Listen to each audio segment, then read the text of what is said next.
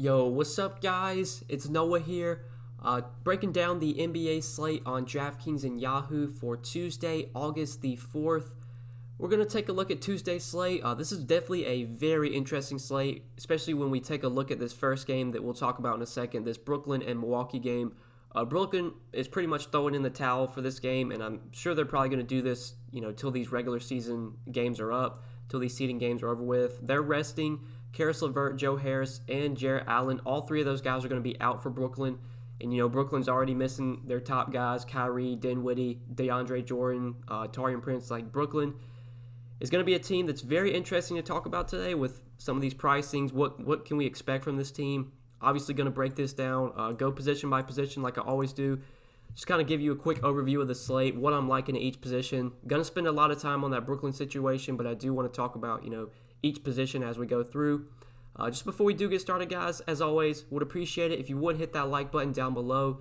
Make sure you do subscribe to the channel as well. I do have a ton of content going up right now, getting up 2 videos a day, MLB and NBA videos up every single day if I can, if my schedule allows it. I'm trying to upload every single day, so I would appreciate it if you would subscribe. We have been gaining a lot of subscribers recently, which is something I love to see. Love to see the channel grow. Love to see new faces, guys that don't recognize in the comment section. It's just excited to continue to grow this channel and try and put out the best content that I can. So I would appreciate it if you would subscribe. Hit that notification bell too, so that way you do get notified every time I upload. You'll never miss out on any of my new videos. And if you would like, I do offer Patreon exclusive content. If you want to get more from me than just the videos I put out on YouTube, I do have a lot of stuff available over on Patreon. I do written articles Monday through Friday for both MLB and NBA. I give updated core plays over on Patreon every single day. So check out the stuff I have over on Patreon. That's linked down below in the description. You can give me a follow on Twitter as well. That's linked down below in the description too.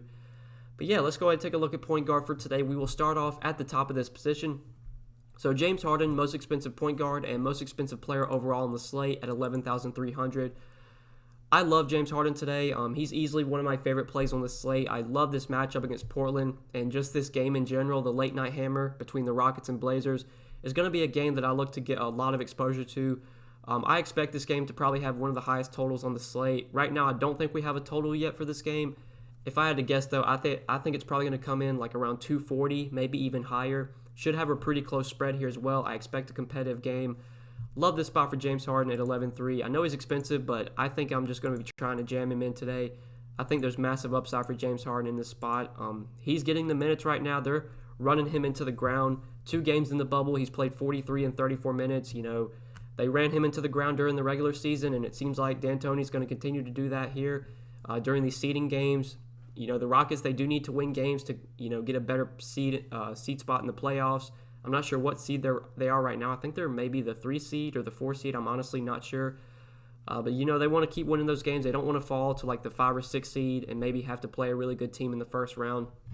So I expect them to just continue to run Harden into the ground. We know Harden is an incredibly high-usage player. He's an incredibly productive player. I mean, this is a guy with the near 38% usage rate on the season, averages like 1.6 fantasy points per minute. Even playing alongside Russell Westbrook, it really hasn't mattered. James Harden, just such a productive player overall. Through 2 games, he's put up a monster game against Dallas. I think that was Friday night. That game went to overtime. He played 43 minutes, had 85 Draftkings points. And then against Milwaukee, still had a solid game, 55 DK points in 34 minutes. This is a spot where we could definitely see an eruption game from James Harden. The matchup is so good. Great pace as well. Rockets playing at the 4th fastest pace in the league. The Trailblazers are 12th fastest pace in the league, so 2 pretty fast-paced teams. And looking at the matchup, defensive rating, Portland is towards the bottom of the league in defensive rating at 27th, only behind the Hawks, Cavs, and Wizards. Love James Harden here at 11-3. My favorite play on the slate at $54 on Yahoo. I love him over there as well. Luka, I have no problems with at $10,700. I just think I prefer Harden in his matchup. I like, Harden's matchup more. Obviously, I like the upside that he gives you in that spot. Sure, Luka could go out here against the Kings and drop 60, 70 Draftkings points, and I would not be surprised. I think, though, if you're more likely to get like a, true ceiling game, like a 75, 80-point game from someone like Harden, given his spot. But, I mean, Luka's been great into the bubble. 42, 38 minutes, another guy that's just getting massive minutes. 64, 65 Draftkings points. I mean, just doing what Luka does. He's incredibly consistent. plays big minutes. He's going to give you 50 plus DK points pretty much every night. I mean, his floor is pretty much like 50 DK points. I just still think I prefer Harden given that game, given the matchup. But, I have no problems with Luka. If you want to play Luka today, I'm not going to talk you off of it. And then you got Lillard and Westbrook both in this Houston-Portland game. I mean, both these guys look like great plays as well.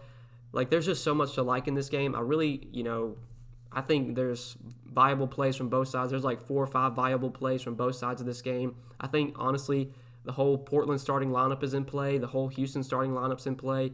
Maybe not like PJ Tucker, but I like Lillard and Westbrook quite a bit as well. Lillard's price tag's coming up. He's $9,900 on DraftKings, but getting huge minutes right now. Portland, another team that needs to win games to get into the playoffs. I think they're outside the playoff spot, like outside, the potential to get in right now. So they need to win these games to try and get up to that 8 seed. I think the Grizzlies are the 8 seed right now, so they need to try and win games to catch the Grizzlies, or at least get to a chance where they can play in that play-in tournament that they're going to do. Really like Lillard here. Even at $9,900, I think he's definitely in play. I don't think he's my favorite, pay-up option. Obviously, I love Harden. Playing Lillard and Harden together might be pretty tough today. We do have some value from Brooklyn, but it's tough. It's tough to project like what their rotation is going to look like. It's tough to predict that value, but we will talk about it when we get, to Brooklyn in a little bit. I do like Lillard, though. Westbrook, I have no problems with either at $9,400. Between Westbrook and Lillard, I think I would give the edge to Lillard if you can get up to him, but I really have no problem with either guy. Now, CJ McCollum, I know I said I'd play probably like everyone in the starting lineup from both sides of this game. I mean, CJ McCollum's $8,200. That's probably a little bit too much for me, even in a great game environment, even in, this matchup against Houston. That's still too expensive of a price tag for me, so I think I'd probably look elsewhere. I mean, he's been great so far in the bubble, 50 and 40 DraftKings points through 2 games, but yeah, $8,200, I don't really need to go there today. But like as you can see, Brooklyn, just talking about them real quick, Tyler Johnson is $6,600 today, and we'll just go ahead and break down this whole Brooklyn situation. So I said it at the beginning of the video. We already know like all these guys down here are out for Brooklyn. Wilson Chandler, KD, DeAndre Jordan, Michael Beasley, Kyrie, Spencer Dinwiddie, Taurean Prince. All these guys are out, not playing. But for today, Karis LeVert, Joe Harris, and Jarrett Allen, all 3 are also out as well. And Jamal Crawford, who hasn't played yet for Brooklyn, he did sign with them, during the break. He hasn't played a game yet with them. He is questionable. I think there's at least some chance he could play here. That'll be something we need to keep an eye on. If Jamal Crawford does not play, though, Brooklyn's only going to have 9 healthy bodies for this game. So there's definitely some, value from this team. I don't know what the minutes are going to look like. If I had to guess what their starting lineup's going to be, I would say it's probably going to be Tyler Johnson at point guard, Garrett Temple at shooting guard, probably THC will play the 3, and then let's see. Yeah, probably THC will play the 3, and then Kurucs will play power forward, and then Dante Hall will get the start at center. If I had to guess, I think that's what their starting lineup will be, but I don't really know here. I mean, they could start Tyler Johnson and Chioza and then go with like Temple at the 3, THC at the 4, and then they could play Kurucs at center. I mean, I don't really know. Against Brook Lopez, I don't think that's really going to work. I mean, you're going to need a big out there. I do expect Dante Hall to get the start at center, and when we get to center, I mean, we'll talk about him as a value play. But then you'll have guys like Lance Thomas. Well, Lance Thomas has been starting recently, so maybe they do start him over someone like Kurucs, but he's only been playing like 15 minutes, so I don't really want to play him anyway. But then you have guys like Jeremiah Martin, Nick Claxton. He's listed, he doesn't have the red O next to his name, but he's out. Like, don't play Nick Claxton. He's done for the season. He got surgery, I believe, I can't remember what it was, arthroscopic labrum repair surgery on his left shoulder. So he got shoulder surgery, I think, a couple weeks ago or like a month ago. He's not with the team. He's hurt right now. So Claxton's not playing. So especially when we talk about that center rotation, I mean, they really have like no healthy centers besides Dante Hall. I guess they could maybe play Thomas at center or Kurucs at center, but they don't have like a true big. They do have Musa, but he's mainly a power forward, and they have Justin Anderson. So if I just had to guess, like the guys I don't want to target, probably don't want to play Justin Anderson, even though he's 3K. I just don't know what his minutes are going to look like. He played in the blowout against Orlando. He played 10 minutes, but then against Washington the other day, he didn't play at all. Same with Musa. Musa got some run in the blowout against Orlando, played 10 minutes, but then didn't play at all against Washington. Obviously, these guys are going to get in the rotation today just because they have no other healthy bodies. But I think Dante Hall, I don't think he played against Washington either, but he did play 12 minutes against Orlando in that blowout. Obviously, I mean, he's going to have to play today without Jared Allen. They really have no other healthy center. So yeah, I mean, this is a tough thing to break down. The starters, who I expect them to be, are all expensive. Draftkings did do a good job today. They did price up a lot of these Brooklyn guys. Johnson 6,600, Garrett Tipple's up to 5,800, Chris Joseph's 5,300, THC 5,300, Kuruk's 43, Crawford 47. It's not like these guys are like minimum salary, so they're not just locking loads for me. If I'm going to play guys from Brooklyn today, I think I'm just going to play the cheap guys and hope they get like 25 minutes. I could see a situation where they run the starters into the ground and then the bench guys only get like 10, 15 minutes. I could see a situation where nobody gets huge minutes and everyone just plays like 26 minutes. Like, I don't really know what they're going to do here. They have no chance of winning this game. I don't think they are even going to try and win this game against Milwaukee. So, yeah, I mean, this Brooklyn situation is hard to break down. If I had to pick my favorite guys, I think Dante Hall is definitely going to be one of my favorite guys just because they have no other healthy centers. He's going to have to play as much as he can. If there's a big out there on the floor, I mean, they're going to have Dante Hall out there. I think Dante Hall is also a pretty good, point per minute player in terms when it comes for DFS, which does make him appealing. I think Jeremiah Martin could be appealing as well. I don't think he's going to start, but he should get good run off the bench. And I'm pretty sure he's a productive fantasy player when he gets minutes. I mean, he's really got no minutes this season, so it's hard to expect, or it's hard to project what he's going to do. But in the little sample we have, he did put up 14 DK points in 10 minutes. Last game against Orlando, they got run in. He played 10 minutes, had 14 DK points. I mean, I don't know what to expect here. So that's kind of my 2 cents on this Brooklyn situation. I'm just going to be taking shots on a lot of these value guys. I don't really have a favorite here. I think we definitely want to pay attention to see what their starting lineup is. Like I said, I think it's going to be Johnson, Temple, THC, and then either Kurucs or Martin is going to play, or Kurucs or Thomas is going to play power forward. And then Dante Hall, I expect to get the start at center, but who knows what the hell they do. Luckily, 1:30 game, first game on the slate, so we'll know their starting lineup before lock. On Yahoo, this game is not included on their main slate, so you don't have to worry about it over there. Yeah, but just talking about Tyler Johnson, I doubt I'd go to him at 6,600. Like, he's going to get a ton of opportunity, but at 6,600, I don't want to pay that price tag for him. I'd rather play someone like Ricky Rubio for just $100 more. But other point guards, one guy that really stands out is Malcolm Brogdon. I think Malcolm Brogdon is really, really cheap. I mean, he's too cheap on DraftKings at 5,400. So he was out their first game that they played in the bubble, but then against Washington on Sunday, I believe that was. Yeah, Sunday. Or maybe Monday, I honestly can't remember. I think it was Monday. It was today when I'm recording this video.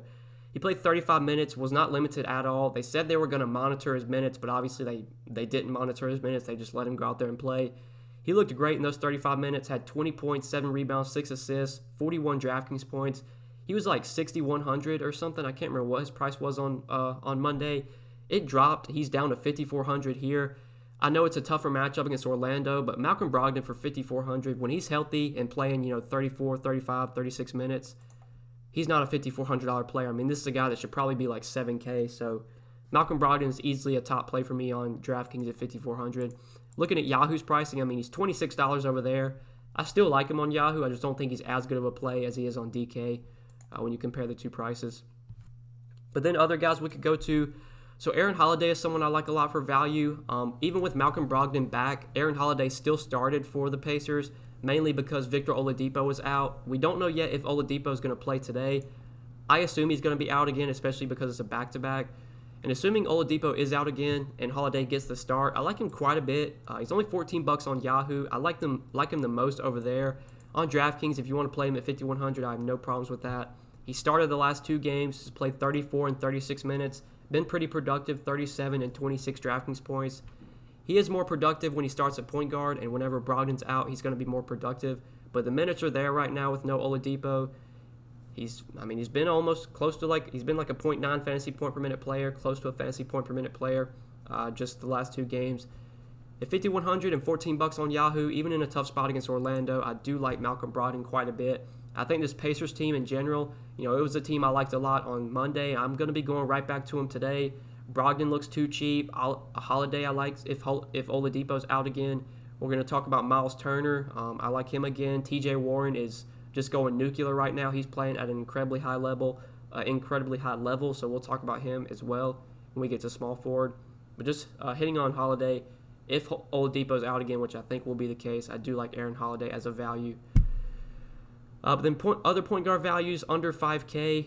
I mean, if Jamal Crawford plays, like, this is a guy that could just go out there and chuck up a ton of shots. You know, he's a ball dominant player already. You know, he's a scorer playing with, you know, a bunch of scrubs. I mean, he's literally going to go out there and just do whatever he wants, just shoot as much as he wants. It's to be determined if he's going to actually play, or even, you know, if he does play, will he be limited?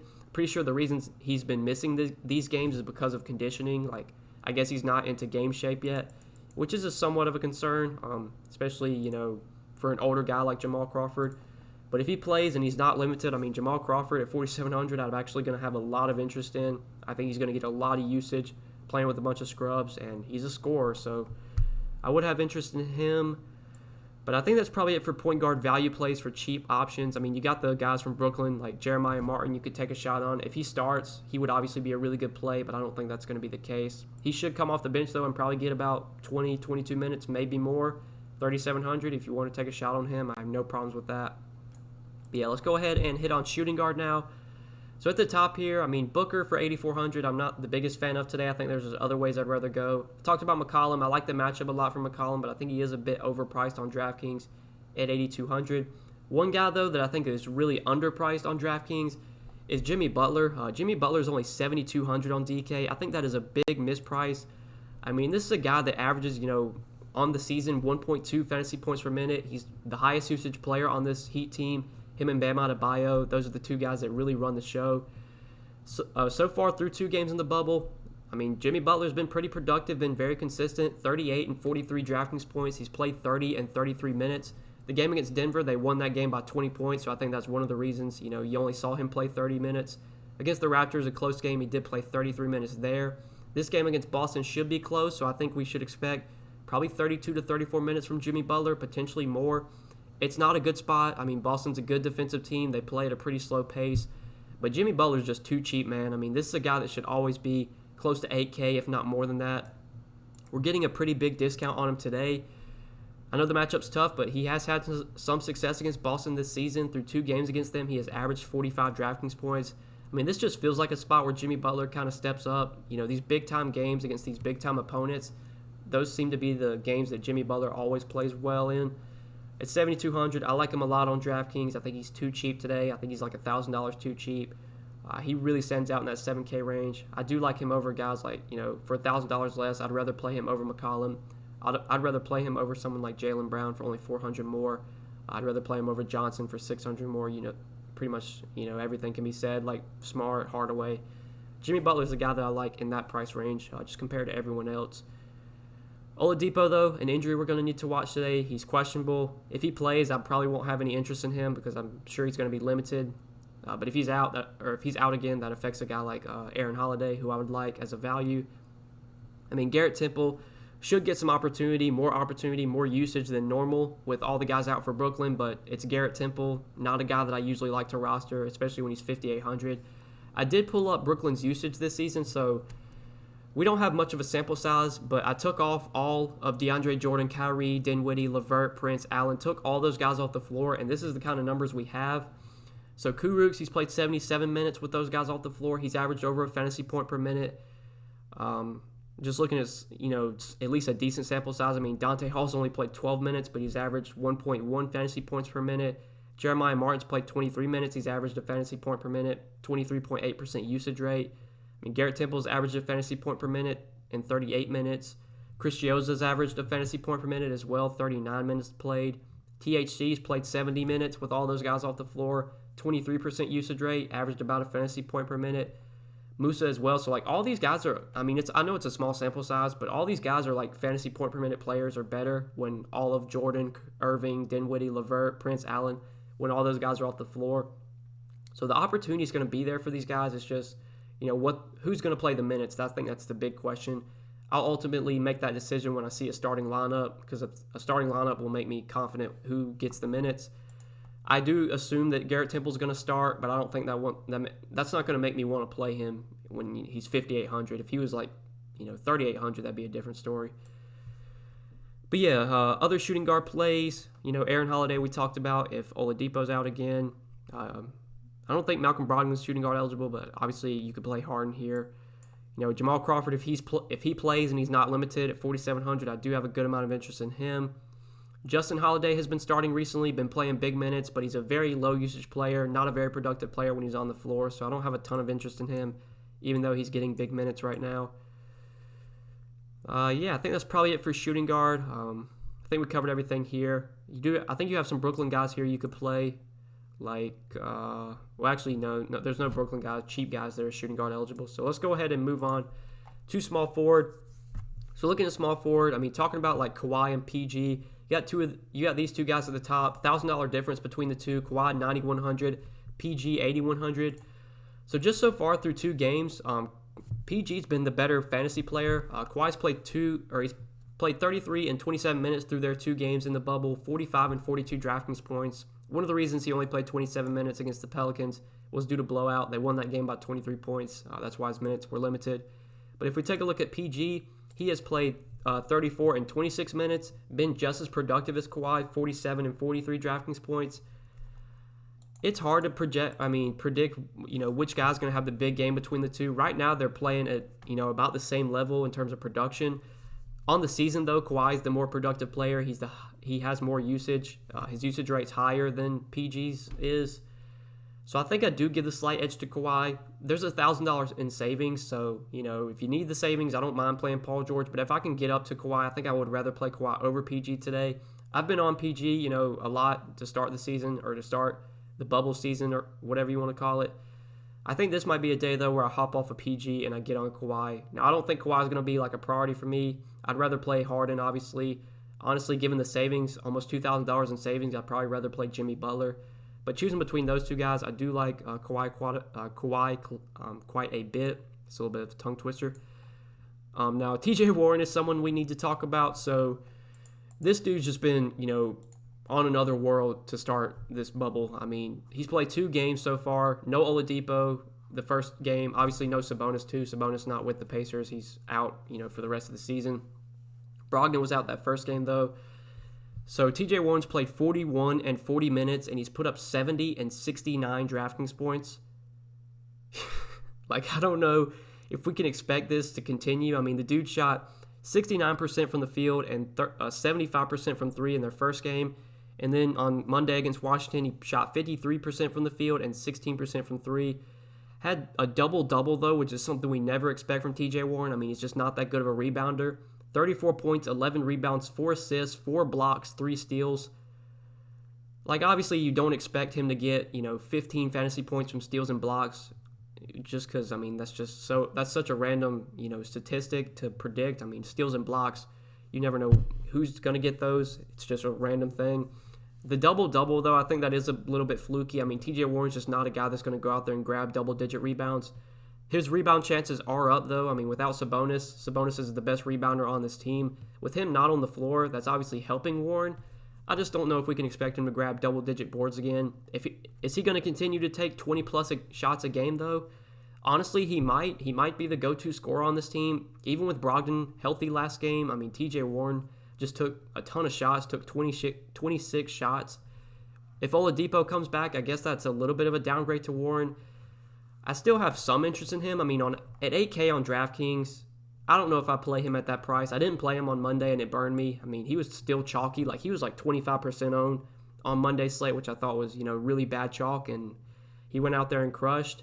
If he's going to be 25% owned again on Tuesday at an 8K price tag, I will definitely fade that. On Yahoo, though, the price tag is much more appealing for TJ Warren. He's still only $28 over there. He's cheaper than Aaron Gordon, so if I'm going to play TJ Warren today, I think it's going to be on Yahoo where he's still affordable. I don't play on FanDuel, but I saw someone tweet out that TJ Warren was $6,400 on FanDuel. Just play TJ Warren on FanDuel. He's too cheap over there. He's kind of too cheap on Yahoo as well. DraftKings, though, 8K. You need him to put up a 50-burger to even be a good tournament play at that price. He's shown he has that upside in him. I just don't know if we can expect him to do that every game. Now, if he puts up 35, 40, that's obviously not great for 8K on DraftKings, but 35 to 40 fantasy points for a $28 salary on Yahoo is actually pretty good. So that's why I do like going to Warren on Yahoo. Just don't expect him to keep, producing like this. And if he does go out there and put up 60 DraftKings points again, then I'll just, I'll lose again and I'll go on to the next day. But I think TJ Warren, if he's going to be like 30% owned at 8K, that's just bad chalk that I'll get away from. I'd rather play Brogdon for 2,600 less. Brogdon could easily outscore Warren, and I wouldn't be surprised. So that's just my thoughts there. If I'm going to play him today, it's going to be on Yahoo where he's much more affordable. But yeah, other guys we could look to at small forward. So not much stands out in the mid-range. I mean, you got like Temple, but I told you I don't really want to play Temple today at his salary. THC, you could definitely have, you could definitely go to. He's 5,300. I do expect his minutes to be pretty high. He's only played 20 and 22 minutes the 2 games in the bubble, but, that's with all their guys healthy. With no LeVert, no Joe Harris, no Jared Allen, specifically no LeVert and Harris, that frees up a ton of minutes for someone like THC. I think 30-plus minutes is easily in his range of outcomes. Will he be productive when he's on the floor? I would assume so. I mean, in that limited sample, he's averaged a fantasy point per minute with all these guys off the floor. So if he plays 30 minutes, he could easily go out there and get 30 DraftKings points. At 5,300, I do have some interest in him at small forward. Cam Johnson I like as well. He's another guy that's just benefiting from injury right now. No Kelly Oubre for the Suns has allowed Cam Johnson to get the minutes. He's been starting the last 2 games. Against Washington, he didn't have the best game. Started, played 25 minutes, had 20 DK points. But then last game against Dallas, he looked fantastic. Played 40 minutes in the starting lineup and put up 43 DraftKings points. Now, this is another situation where I don't think we can expect 43 DraftKings points again from Cam Johnson. But the minutes seem to be there with no Kelly Oubre. He's pretty much, taken over the Kelly Oubre role. If Johnson plays bad, I think there's definitely risk here. I mean, they could obviously go to someone else. But if he's playing well, I think they're going to give him the minutes. I like him a lot, especially on Yahoo. He's only $12 on Yahoo. I think that is a very nice price tag for a guy that's getting, huge minutes right now. Played 40 minutes last game. Don't know if we can expect 40 minutes again, but mid-30s is pretty good for a $12 player on Yahoo. And even at 5,100 on DraftKings, I still have interest in him a little bit over there. More so on Yahoo, though. That's where he's, the most affordable. And then Daniel House, another guy you could go to, just getting big minutes, 43 and 31 minutes last 2 games. Another guy you never know what his production is going to look like. I mean, he's probably like the number 4 option on this Houston team, behind James Harden, behind Russell Westbrook, even behind, I'm trying to think who would be their number 3 option. Robert Covington, I guess. So he's probably like the 4th option on this team. But still, you could go to Daniel House just because he's playing big minutes. It's a great matchup against Houston, a fast-paced game. There's a lot to like from this game. So I do have some interest in House as well at 4,800 as a cheap option. But yeah, I think that's probably it for small forward. So let's go ahead and move on to power forward now and talk about this position. So Giannis at the top here is a guy that I do want to talk about today. So right now, as I'm recording this video on Monday night, Giannis is expected to play. Don't be surprised to see him get announced that he's going to rest on Tuesday. I wouldn't say it's likely to happen, but if I'm scrolling through Twitter at 11 a.m. and I see Giannis ruled out Tuesday for rest, I'm not going to be surprised. Milwaukee should easily win this game. Brooklyn obviously not trying to win here. They're resting all their starters. If Giannis plays, nobody on Brooklyn is going to slow him down. He should absolutely feast in this matchup. I never like to fade guys because of blowout, but goddamn, this game should be over by halftime. I don't know what the line is right now. If I had to guess, I would say Milwaukee's probably favored by almost 20. They should absolutely blow the doors off Brooklyn here. That makes me scared to play Giannis, especially when you have Harden in such a good spot for a little bit more. I would just rather play Harden. I don't know if I get to Giannis. If he goes out there and puts up 70 DraftKings points in 20 minutes, then so be it. But there's legit risk with the blowout here. There's a chance they limit his minutes just because they should easily win this game and they don't really need to play Giannis here. So I'm probably off him today. I just prefer Harden. I'd prefer other guys. I like Lillard, Westbrook for cheaper. I'd rather go to them. So other power forwards we could look to. So Yusuf Nurkic, he dropped a 50-burger in his first game, with the Trailblazers this season in the bubble. Against Memphis, he played 33 minutes and put up 50 DraftKings points. I thought that was a little bit of a fluke game, but obviously, it wasn't. He went out against Boston and dominated again, 32 minutes and 54 DraftKings points. This is a fantastic spot against Houston. Houston has nobody to match up with Nurkic. They're probably going to put PJ Tucker or Robert Covington on Nurkic, and that is a matchup that he should easily win in. Nurkic is an incredibly productive player when he gets the minutes. And it seems right now that they're giving him the minutes and just kind of, letting Whiteside play the backup center minutes. It seems like Nurkic is going to get about 32 minutes a night, 30 to 32, and Whiteside's only going to play like 16 to 18. So even at 8,500, I do have some interest in Nurkic here. He does have power forward eligibility on Draftkings, which makes him very appealing. On Yahoo, I think you can also look to Nurkic. He's pretty affordable there, $33, $3 less than Ayton, $5 less than Bam. I do like Nurkic a good amount on Yahoo as well. It just sucks that he's only center on Yahoo, so you do have to use up one of your two center spots, but still like Nurkic quite a bit. Seems like he's locked into the minutes, and with how productive of a player is when Nurkic gets the minutes, don't be surprised to see him drop another 50-burger, especially against this Houston team. So I like him quite a bit. DeAndre Ayton's price tag definitely stands out on DraftKings, only $7,500. I do like him a good amount at that price. On Yahoo, I would rather play Nurkic. Nurkic is $3 less than Ayton. But on DK at $7,500, I like Ayton quite a bit. Other power forwards, though, not much stands out besides the guys I've already talked about, like THC, Cam Johnson, House you could play here. Yeah, in terms of value, I don't think there's really any punt plays. You could go to some of the Brooklyn guys. Like Lance Thomas is probably going to start for Brooklyn, but who knows how many minutes he plays. You could go to Musa. He's $3K. He's shown, that he can be somewhat productive when he gets minutes. He probably plays like mid-20s in minutes if I had to guess. So at the minimum salary, I wouldn't mind him at all. If he were to somehow wind up starting, that would make me like him even more. So you could definitely go there, but I think that's probably it for power forward. Let's go ahead and talk about the center position now. So at center today, we will start off at the top. You got Porzingis for $9K against the Kings.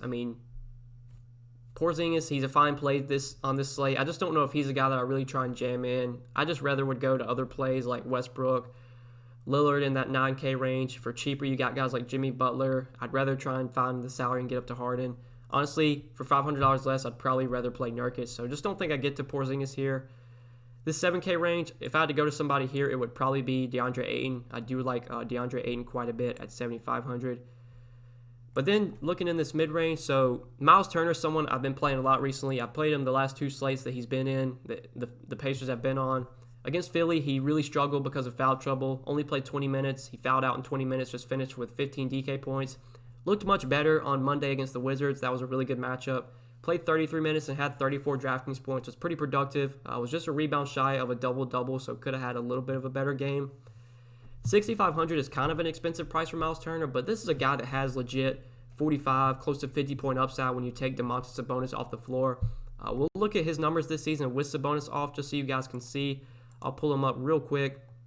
Sees a big bump in his usage. Sees a big bump in his fantasy point per minute average. Also sees a nice spike in his rebound percentage as well. So let's take Sabonis off, and then we'll just show you guys the numbers just so you can see.